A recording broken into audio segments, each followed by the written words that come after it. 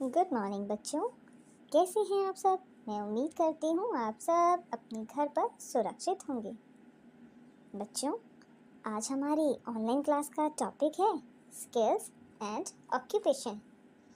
क्या आप जानते हैं स्किल एंड ऑक्यूपेशन क्या होता है?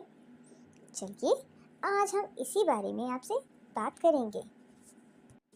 बच्चों, स्किल यानी कि कौशल वह ज्ञान और क्षमता है जो आपको कुछ अच्छा करने के लिए सक्षम बनाती है।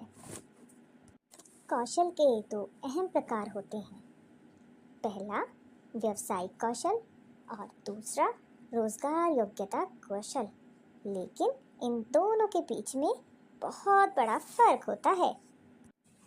व्यावसायिक कुशाग्रता यानी कि व्यावसायिक कौशल, जिसमें व्यापार की समझ रखने वाले व्यक्ति होते हैं जो व्यापार में होने वाले जोखिम और अवसर को समझ सकते हैं और उसी प्रकार अपनी क्षमता का विकास करते हैं। वह सब व्यावसायिक कौशल की श्रेणी में आते हैं।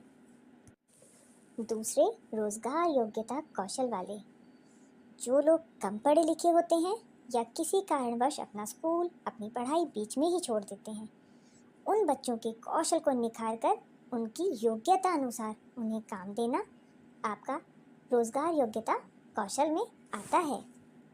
हम बात करेंगे टाइप ऑफ स्किल्स यानी कौशल के प्रकार।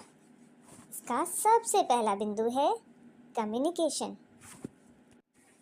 अब हम बात करेंगे टाइप्स ऑफ स्किल्स यानी कौशल के प्रकार, जिसका सबसे पहला बिंदु है कम्युनिकेशन। आपको नाम से ही महसूस हो रहा होगा, आप अपनी बात को कितने प्रभावी ढंग से दूसरों के सामने रखते हैं, यही कम्युनिकेशन स्किल है। हर व्यवसाय में आपका कम्युनिकेशन स्किल मजबूत होना चाहिए।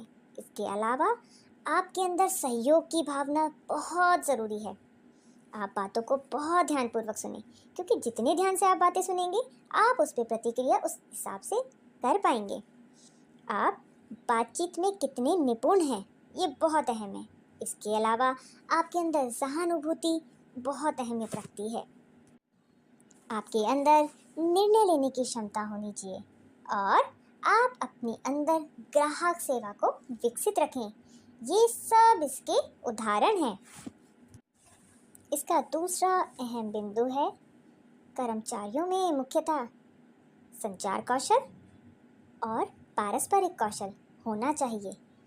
इसके साथ साथ एक नेतृत्व कौशल अहम कौशल है, जिसके द्वारा हम अपने स्किल्स को और मजबूत कर सकते हैं। टाइप्स ऑफ स्किल में कम्युनिकेशन के बाद आता है प्रॉब्लम सॉल्विंग। प्रॉब्लम सॉल्विंग यह एक ऐसा स्किल है जो अपनी व दूसरे की परेशानियों का हल ढूंढने में मदद करता है। इतना ही नहीं, प्रॉब्लम सॉल्विंग स्किल के माध्यम से हम समस्या के हल तक आसानी से पहुंच सकते हैं, या ये कहिए कि हम किसी समस्या के समाधान के लिए रास्ता बहुत आसानी से बना सकते हैं। प्रॉब्लम सॉल्विंग के बाद हम बात करेंगे लर्निंग की। लर्निंग यह स्किल जो किसी भी विषय को पढ़ने और समझने के काम आती है। हर किसी का पढ़ने और समझने का तरीका अलग अलग होता है। ये स्किल का एक अहम हिस्सा है। लर्निंग के बाद जो सब जानते हैं, लीडरशिप।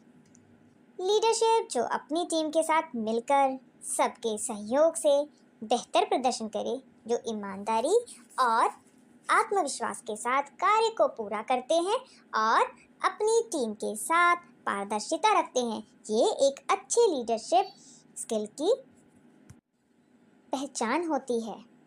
लीडरशिप के बाद हमारा नेक्स्ट पॉइंट आता है क्रिएटिविटी। क्रिएटिविटी जिसके द्वारा नए विचारों को विकसित व दक्षता को बढ़ाने और कठिन समस्याओं के समाधान के लिए महत्वपूर्ण है। हर व्यक्ति किसी सिचुएशन को अलग अलग तरीके से देखता है और समाधान ढूंढता है। यह क्रिएटिविटी का एक उदाहरण है। जैसे हम कक्षा में बहुत सारा काम करते हैं, लेकिन हर इंसान अपने नज़रिए से उसका हल ढूंढता है।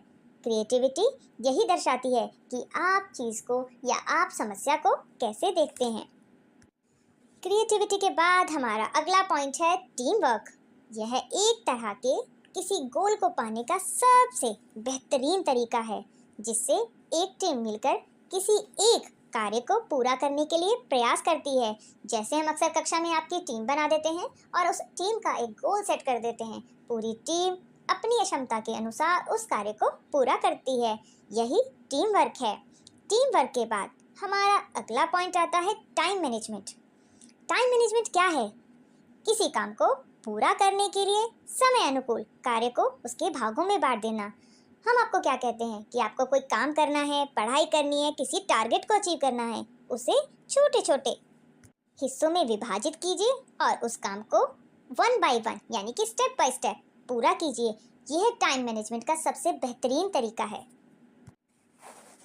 टाइम मैनेजमेंट के बाद हम चलेंगे पेशेंस पे। हमें अपने काम के लिए बहुत पेशेंस रखना चाहिए, क्योंकि जल्दबाजी में या किसी काम को तुरंत ख़त्म करने के लिए हम बहुत सारी एनर्जी वेस्ट करते हैं।